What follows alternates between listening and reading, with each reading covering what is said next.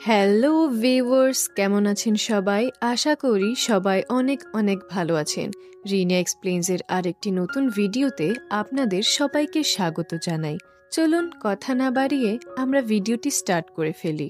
Episode ৮-এর শুরুতে মহারাজ এবং ঘিওগন তাদের আসন গ্রহণ করে এবং প্রতিযোগিতার ঘণ্টা শুরু হয়ে যায়। প্রতিযোগিতার প্রথম ধাপের বিষয়বস্তু হচ্ছে এমন একটি মাংসের তৈরি খাবার যেটা আগে কোনোদিনও দেখা যায়নি। সময় তখন শুরু হয়ে যায়। ২ ঘন্টার মধ্যে তাদেরকে এই খাবারটি বানিয়ে নিতে হবে। তারা যার যার মতে খাবার প্রস্তুত করার কাজ শুরু করে ফেলে।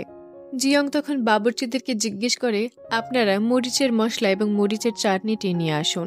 বাবুর্চি মিন তখন জানায়, আমি তো এটা গতকালকে সাংওয়ানেই ভালো মতো রেখে এসেছিলাম, কিন্তু আজকে গিয়ে আমি এটা কোথাও খুঁজে পাচ্ছি না। এদিকে প্রতিযোগিতাও শুরু হয়ে গেছে আর তাদের কাছে একটি সামগ্রী নেই।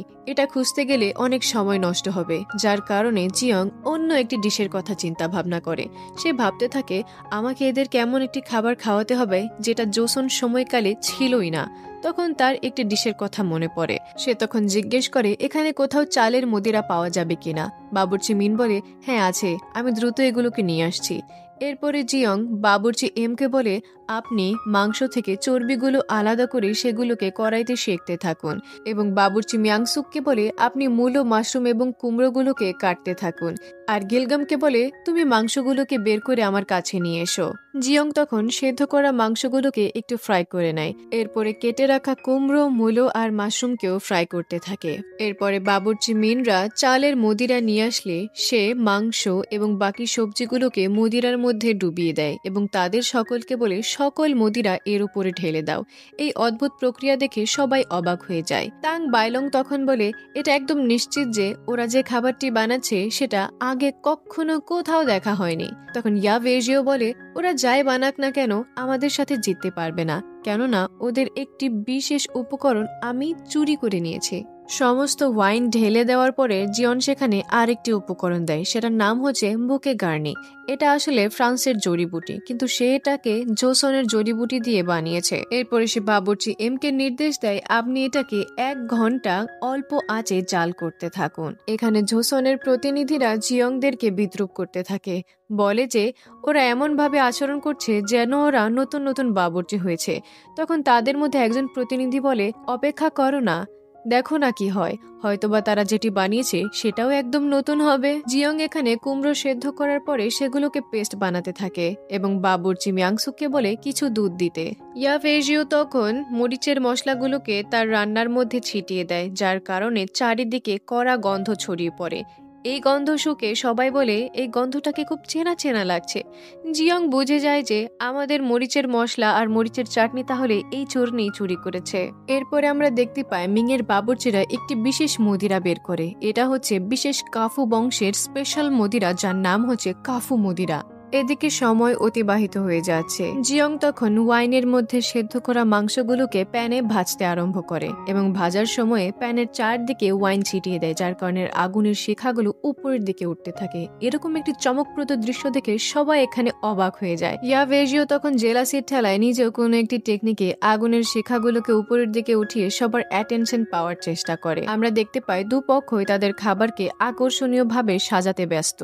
এখানে সময় শেষ হয়ে যায়। সংজে বলে, আপনাদের সময় শেষ, বাবুর্চিরা সবার হাত পেছনে রাখুন। সময় শেষের ঘন্টা বেজে যায়, সবার খাবার এবার প্রস্তুত, এবার এগুলোকে খাওয়া হবে। খাবারগুলোকে মহারাজ এবং ঘিওগনের সামনে সাজানো হয় এবং বলা হয় যে তারা এই খাবারগুলোকে খাওয়ার পরে তাদের পাশে রাখা কাগজে এই খাবারগুলোকে 10-এর মধ্যে নম্বর দেবে। প্রথমে যে খাবারটি খাওয়া হবে সেটা হচ্ছে জোসন বাবুর্চিদের তৈরি খাবার। এখানে প্রত্যেকবারের মতোই কোটলিডি জোসনের খাবারকে টেস্ট করে সম্মতি জানালে তারা যার যার খাবার গ্রহণ করে। এখানে এই খাবারের স্মেলই তাদেরকে কুপকাত করে ফেলে। এটার স্মেল তাদের কাছে অনেক ভালো লাগে এবং এটা যখন তারা খায় তাদের মনের মধ্যে একটি ঘন্টা বাজে, যেন তারা একটি নেশার ঘুরে চলে গেছে। এবং প্রত্যেকবারের মতো আমাদের মহারাজ একটি আলাদা দুনিয়ায় হারিয়ে যায়। আর এখানে শুধু আমাদের মহারাজ নয়, ইউগনও আলাদা দুনিয়ায় হারিয়ে যায়। তাদের কাছে এটা অনেক মজা লাগে। মহারাজ তখন জিয়ংকে বলে, এটা এত মোলায়েম কিভাবে, তুমি কিভাবে এটা বানিয়েছো এবং এটার নাম কি? জিয়ং তখন বলে, এই খাবারের নাম হচ্ছে মদিরার তৈরি মাংসের বর্গনীয়। এটা বানানোর জন্য আমি প্রথমে চালের মদিরায় মাংসগুলোকে সিদ্ধ করেছি এবং অল্প আঁচে সেদ্ধ হওয়ার পরে তৈরি হয়ে গেছে আমাদের বর্গনীয়। মহারাজ বলে মদিরার সাথে মিশে মাংসের স্বাদটা অন্যরকম হয়ে গেছে, কিন্তু এখানে মদিরার গন্ধ আসছে না, এটা তুমি কিভাবে করলে? জিয়ং তখন বলে, আমি এটা করেছি একটি টেকনিকের সাহায্যে। আপনারা দেখতেই পেরেছিলেন যে আমি বারবার মদিরাকে কড়াইয়ের চারপাশে দিয়ে আগুনের শিখাগুলোকে উপরের দিকে তুলছিলাম। এটা করার একটি কারণ ছিল, এটা করার ফলে মদিরাগুলো উদ্দায়ী হয়ে যায়, যার কারণে খাবারে মদিরার কোনো ঘ্রাণ আপনারা পান না। মহারাজ বলে, চালের তৈরি মাংসের বর্গনীয়, তুমি অনেক ভালো খাবার বানিয়েছো। ইউগন বলে, এটা অবশ্যই অনেক ভালো খাবার, এটা খাওয়ার পরে মনে হয় যেন আমরা ফলের বাগানে হারিয়ে গিয়েছি। কিন্তু এটা তো কোনো নতুন খাবার নয়, কেননা এটা প্রায়শই দেখা যায়। জিয়ং বলে, আমি 100% গ্যারান্টি দিয়ে বলতে পারি আপনারা এই খাবারটি এই যুগে কোথাও পাবেন না, কেননা এটা ফ্রান্সে তৈরি করা হয়, তাও 100 বছর পরে। ফ্রান্সের মায়েরা তাদের পরিবারের জন্য এই খাবারটি প্রত্যেক দিনই বানিয়ে থাকেন। এজন্য এই খাবারটি আমি যতবারই খাই ততবারই আমার মায়ের কথা মনে পড়ে যায়। তার এই কথা শুনে আমাদের মহারাজের চোখে আঁসু চলে আসে। এরপরে মিং বাবুর্চিদের খাবার গ্রহণ করার পালা। ইয়া ভেজিউ এখানে যে খাবারটি বানিয়েছিল তার নাম হচ্ছে গেজং। মহারাজ আর ইউগন এই খাবারের স্বাদ গ্রহণের সাথে সাথেই একটি অন্য আনন্দে প্রফুল্ল হয়ে পড়ে। তারা যেন একটি আগুনের অগ্নিয়গিরি লাভায় চলে গেছে। এটা ভেতর থেকে নরম ছিল এবং বাইরে থেকে ছিল মুচমুচে। ইয়া ভেজিউ বলে, এটা মুচমুচে হওয়ার কারণ হচ্ছে আমি এতে বাদাম ব্যবহার করেছি। খাবারটি খাওয়ার পরে কাফু মদিরা পান করলে খাবারের ঝাল ভাব একদম গায়েব হয়ে যায় এবং খাবারের ঝাল ভাবের মধ্যে একটি বিশেষ তেল ব্যবহার করা হয়েছে। এই তেলের নাম হচ্ছে লাইউ। জিয়ং এর সন্দেহ ছিল এই লাইউ তেল বানানোর জন্যে ইয়া ভেজিউ তার এই মরিচের মশলা এবং মরিচের চাটনিকে চুরি করেছে। খাবারের স্বাদ গ্রহণ করার পালা শেষ, এবারে নম্বর দেওয়ার পালা। ইউগন এখানে জোসনের বাবুর্চিদেরকে 4 নম্বর দেয় আর মহারাজ এখানে মিংয়ের বাবুর্চিদেরকে 7 নম্বর দেয়। এটা কিন্তু গোপন ছিল, এখনো এটা কেউ জানতে পারেনি। এবারে এগুলোকে খোলার পালা এবং অ্যানাউন্স করার পালা যে প্রথম রাউন্ডে কে বেশি নম্বর পেয়েছে এবং কে জিতেছে। কিন্তু অ্যানাউন্স করার পূর্বেই জিয়ং সবার সামনে আসে এবং একটি রিকোয়েস্ট করে। সে বলে যে, মহারাজ দয়া করে ঘোষণা দেওয়ার আগে আমার একটি অনুরোধ মানবেন, আমি মিং সাম্রাজ্যের খাবারকে একটু টেস্ট করে দেখতে চাই। ইউগন তখন বলে, এটা তো সরাসরি গুস্তাখি, তুমি এটা করতে পারো না, এটার অধিকার একমাত্র মহারাজ আর আমার রয়েছে। মহারাজ বলে, তাকে অধিকারটি দেওয়াই হোক না, হয়তোবা তার এতে কোনো ভালো উদ্দেশ্য আছে। ইউগন বলে, আমি সাফ সাফ মানা করে দিচ্ছি। কিন্তু তখনই তাং বাইলং এসে সেই খাবারটি জিয়ং এর দিকে এগিয়ে দেয় এবং সে এখানে একটি ট্রিক খাটায়। তাং বাইলং বলে, আমরাও জোসনের খাবারটি টেস্ট করতে চাই, তাই আমাদেরকে যার যার খাবার টেস্ট করার অধিকার দেওয়া হোক। এতে করে ইউগন ক্ষুব্ধ হলেও এটা মানতে বাধ্য ছিল, যার কারণে তাদেরকে যার যার খাবার টেস্ট করার অধিকার দেওয়া হয়। তারা যার যার খাবার তখন টেস্ট করতে থাকে। এখানে গেজং এর স্বাদ গ্রহণ করে জিয়ং বুঝতে পারে যে এখানে যে লাইউ তেল ব্যবহার করা হয়েছে অর্থাৎ লাল তেল, এই তেলের পেছনে মরিচের মশলা রয়েছে। আর এই মরিচ তারা কোথা থেকে পেল? এটার একটাই মানে হতে পারে যে এই লাল মরিচ তারা সাংওয়ান থেকে চুরি করেছে। জিয়ং তখন মহারাজকে এটা রিপোর্ট করে যে আমার একটি গোপন সামগ্রী ছিল যেটা এখন তাদের কাছে আছে, কিন্তু এটা তাদের কাছে কেন গেল? এটা হয়তোবা তারা চুরি করেছে। ইউগন বলে, এটা তুমি গুস্তাখি করছো, আমরা চুরি করি না, আমরা মহান সাম্রাজ্য, মহান সাম্রাজ্যের লোকেরা কখনো চুরি করতে পারে না। জিয়ং তখন তাং বাইলংকে জিজ্ঞেস করে, বাবুর্চি আপনি বলুন এই সামগ্রী আপনারা কোথা থেকে এনেছেন? তখন তাং বাইলং ইয়া ভেজিউকে জিজ্ঞেস করে, তুমি এটা কোথা থেকে এনেছো? ইয়া ভেজিউ তখন নিশ্চুপ থাকে। তাং বাইলং তখন বলে, তুমি এটা চুরি করেছো তাই না? ইয়া ভেজিউ বলে, না আমি চুরি করিনি, আমি এটা একজনের কাছ থেকে এনেছি। তাং বাইলং বলে, এটা জিয়ং এর গোপন অস্ত্র ছিল, তুমি অনুমতি ছাড়া এনেছো, এর মানে তুমি চুরি করেছো। এতে করে মিং হেরে গেছে। তাং বাইলং তখন বলে, এটা আমাদের শানের খেলাফ এবং আমি হার মেনে নিচ্ছি। ইউগন তখন তাং বাইলনের উপরে অনেক ক্ষুব্ধ হয়ে যায়। সে বলে, বাইলং তুমি এটা কি করছো? তাং বাইলং তখন বলে, এটা আমাদের শানের খেলাফ হুজুর, আমাদের শান তাকে সায় দেয় না, এজন্য আমি হার মেনে নিচ্ছি। ইয়া ভেজিউ তখন বলে, চাচা আমি এটা করিনি, আমি চুরি করতে পারি না, আমি অনুমতি নিয়েছি, এটা আমি নিয়েছি রাজকুমার জেসানের কাছ থেকে, রাজকুমার জেসান আমাকে এটি দিয়েছে এবং এটার বদলে আমি তাদেরকে কালো মরিচের মশলা উপহার দিয়েছিলাম। সবার নজর তখন রাজকুমার জেসানের দিকে যায়। রাজকুমার জেসান এখানে খুব বাজেভাবে ফেসে গেছে। রাজকুমার জেসান তখন দাঁড়িয়ে হা আহ আহ এভাবে হাসতে থাকে। রাজকুমার জেসাং এখানে মহারাজকে বলে, বাবুর্চি জিয়ং গোপনে লাল মরিচ সংরক্ষণ করছিল। আমি এটার ব্যাপারে কিছুই জানতাম না। আর লাল মরিচ বিষাক্ত একটি পদার্থ হিসেবে আমাদের সবার কাছে পরিচিত। আমি জানতাম না যে এটি রান্নার কাজে ব্যবহৃত হচ্ছিল। এই জন্য আমি এগুলোকে রাজপ্রাসাদ থেকে বাইরে বের করার আদেশ দিই। তখনই ইয়া ভেজিও আমাকে বলে যে এটা সে নিতে চায় এবং তার বদলে সে কালো মরিচ উপহার দেবে, যার কারণে আমি তাকে এগুলো দিয়ে দিই এবং বলি যত পারো তুমি নিয়ে যাও। সরি, এটা ভুলবশত হয়ে গেছে। ইউগন তখন বলে, দেখেছেন, আপনাদের রাজপ্রাসাদের লোকই এগুলো আমাদেরকে দিয়েছে, তাহলে এখানে আমাদের হার হবে না। ইউগন তখন আদেশ জানায় যে ফলটি প্রকাশিত হচ্ছিল সেই ফলটি প্রকাশ করার জন্য। কিন্তু তখনই তাং বাইলং ইয়া ভিজিওকে বলে, তুমি আমাদের কলঙ্ক, তোমার থেকে এটা আশা করিনি। তুমি একজন মাস্টার শেফ হওয়ার অধিকার রাখো না। যদি তুমি এটা চাও যে তুমি একজন মাস্টার শেফ হবে এবং নিজের উসুলে যদি তুমি কায়েম থাকতে চাও, তাহলে আজকে নিজের হার স্বীকার করে নাও। জিয়ং তখন বলে, কোনো ব্যাপার না, এতে আমারও অনেক ভুল ছিল। তাং বাইলং বলে, তোমার দয়ার আমাদের কোনো প্রয়োজন নেই। জিয়ং বলে, দয়া দেখাচ্ছি না, আসলেও এখানে আমার ভুল ছিল। আমাকে এটা রক্ষণাবেক্ষণে অনেক সাবধানতা বজায় রাখা উচিত ছিল। আমি এমনভাবে এটাকে রক্ষণাবেক্ষণ করেছি যে যে কেউ এটাকে নিয়ে গিয়েছে। এখানে তারা দোটানায় পড়ে যায়। এখানে যদি মিংকে জেতানো হয় তাহলে জোসনের সাথে অন্যায় করা হবে, কেননা মিংরা জোসনের অনুমতি ছাড়া তাদের এই সামগ্রী ব্যবহার করেছে, এবং জোসনকে জেতানো হলে মিংয়ের সাথে অন্যায় করা হবে, কেননা মিংরা তো এটা অনুমতি নিয়েছিল, শুধু এটা ভুল বুঝাবুঝির কারণে হয়েছে। যার কারণে মহারাজ এখানে ম্যাচটাকে টাই করার সিদ্ধান্ত নেয়, কিন্তু ইউগন এটাকে মেনে নেয় না। ইউগন বলে, এখানে পরিষ্কারভাবেই বোঝা যাচ্ছে যে মিংয়ের খাবারটি সব থেকে সুস্বাদুতম হয়েছে, যার কারণে পূর্বের যে ফলাফলটিকে নির্ধারিত করা হয়েছিল সেটাকেই আবার প্রকাশ করা হোক। মহারাজ তখন বলে, আমরা এটা করতে পারি না, কেননা বাবুর্চিরা যার যার জায়গায় একদম ঠিক। এখানে ইয়াভেজিও অনুমতি নিয়েছিল, যার কারণে তাকে চুরির খেতাব দেওয়া যাবে না, কিন্তু এখানে বাবুর্চি জিয়ং এর একটি গোপন জিনিস তার অনুমতি ছাড়া নিয়ে নেওয়া হয়েছিল, এখানে তার কথাও ঠিক। এজন্য এখানে আমাদের ফলাফলটাকে সমান রাখাই সব থেকে ভালো হবে। আর আপনি চিন্তা করবেন না, ফলাফল সমান করার জন্য আপনাদেরকে একটি লাভ দেওয়া হবে। লাভের কথা শুনে আমাদের ইউগন বেচারার জিহ্বা লক লক করে ওঠে। সে বলে, ঠিক আছে, আমি রাজি আছি। এরপরে ঘোষণা করা হয় যে যেহেতু দুই পক্ষের মধ্যে একটি ভুল বোঝাবুঝি হয়েছে এবং দুই পক্ষের খাবারের স্বাদই অতুলনীয় ছিল, এজন্য প্রথম ধাপের ফলাফল হচ্ছে বরাবর, অর্থাৎ এখানে কেউ হারেও নেই, কেউ জেতেও নেই। এবং এরকম করে যদি 3টি ধাপই হয়ে যায় তাহলে মিংয়ের জিত হবে, অর্থাৎ 3টি ধাপের মধ্যে যদি ম্যাচটা টাই হয়ে যায় তাহলে এখানে মিংয়ের জিত মেনে নেওয়া হবে। এখানে আরো ঘোষণা দেওয়া হয় যে আগামীকাল এই সময়ে এই স্থানেই দ্বিতীয় রাউন্ড স্টার্ট হতে চলেছে। ঘোষণার পরে মহারাজ, ইউগন এবং বাকি সভাসদরা সেখান থেকে বের হতে থাকে।